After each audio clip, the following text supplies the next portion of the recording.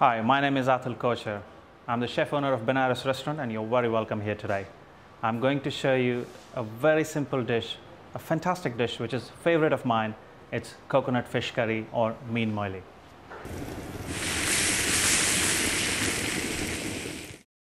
Okay, we are making moili first.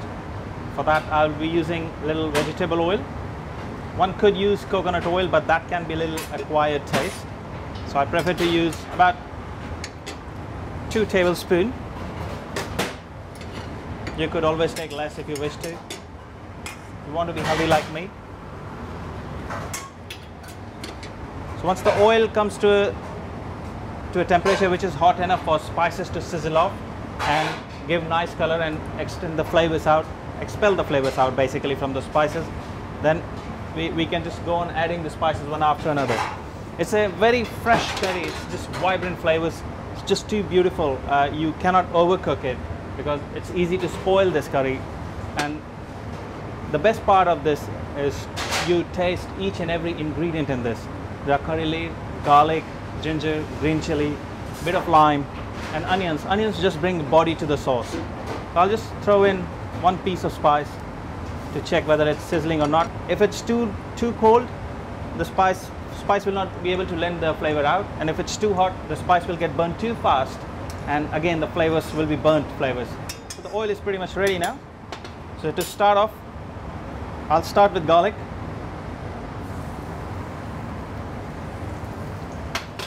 Chili and ginger together.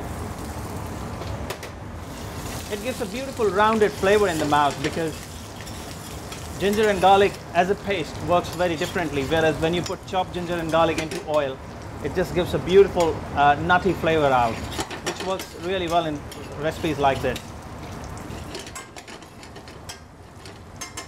I like to hold my curry leaves back, add onions, so the temperature of the oil is not that hot.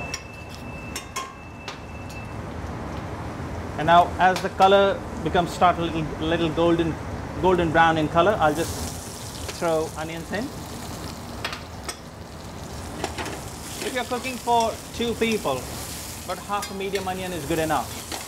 And 1 clove of garlic, a small knob of ginger, or 1 green chili or half a green chili, depending on how much hot you like.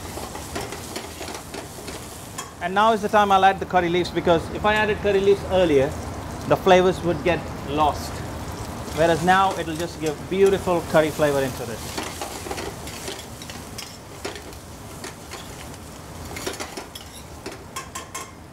The only spice powder I'm going to use in this is turmeric. And when I add spice, I like to remove the pan from the heat, so that, because the powdered spices get burnt too fast, too quick.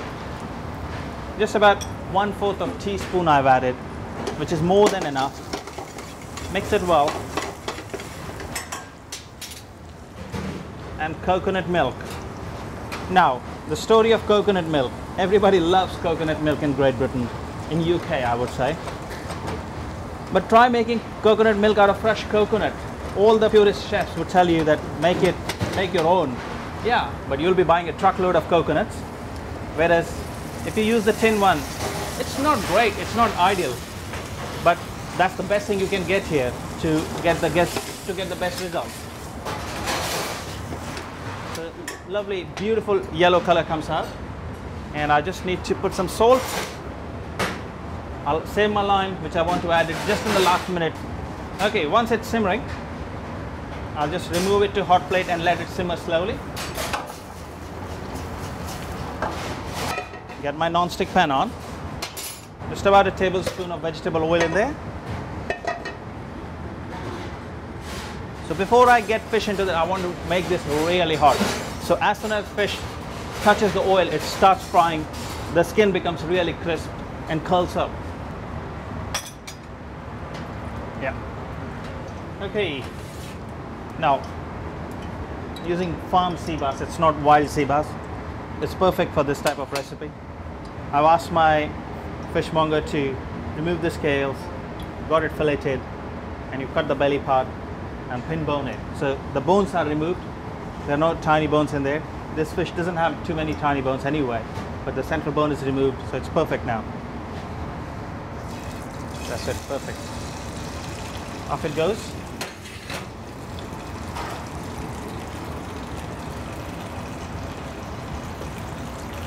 As it starts sizzling, I'll season it lightly. It's a great time to season it. And as I see it starts getting brown inside, it means it's frying up really well. So both the sides are done. I can use either fish spatula or a steak turner to put it down. And as I do that, I'll just to make fish a little nicer and juicier, add a little butter to that.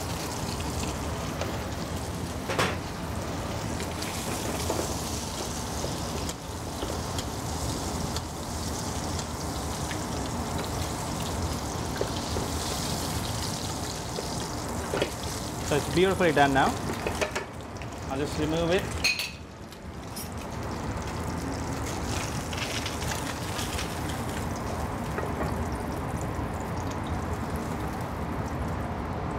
I'll just hold it so excess moisture or juices can get absorbed in the cloth, or you can just keep it on the tray.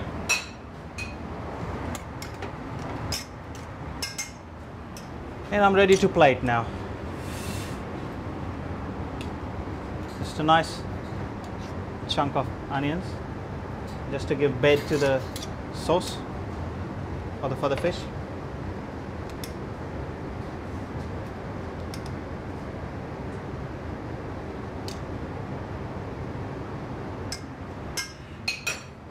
Perfect. Just a dash of lime so it cuts through. And it sits on top. So I've just used baby rocket and asparagus crust to give a little bit more life to the fish. And off it goes.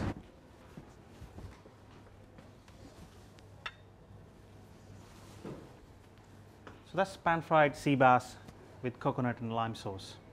This dish will go really well with a white wine, preferably Sauvignon Blanc.